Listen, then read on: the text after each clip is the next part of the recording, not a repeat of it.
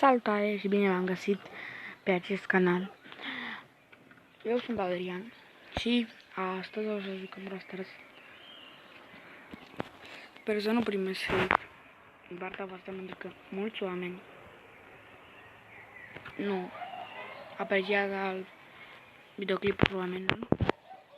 Aici o să jucăm. Pe să nu ziceți pe urmă că că sunt cel mai prostitul. Dar voi, care să dă mai. De ce nu încearcă și ei și să vadă că YouTube-ul este foarte bine făcut? Foarte bine. Așa că eu îmi place să mă joc. Pentru că de-aia am ales să fac un canal. Dacă vreți, mă căutați Adrian Enache. Am ambele cu litere cu litere mari. Dacă l-am murit pe ăsta. Este bine. Dacă vreți să jucați cu mine, vă dau acum linkul. Vă dau linkul ăla în descriere.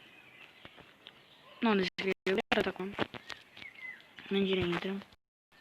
Nu știu dacă să fac și live-uri. Sper că da, să fac și live-uri. Nu să fiu așa singur.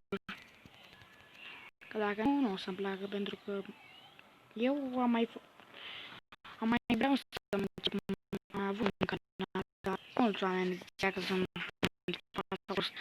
să fac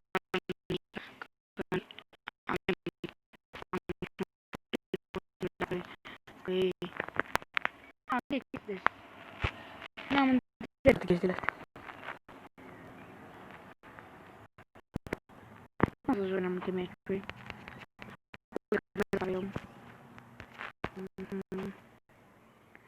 Filmez fără. Așa eu mă după ăsta. Am mort, bam, am mort.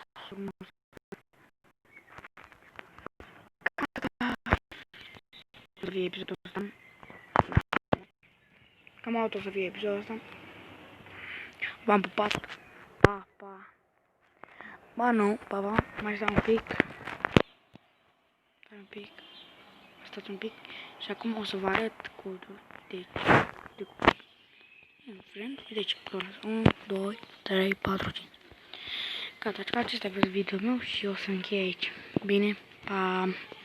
Vă pup.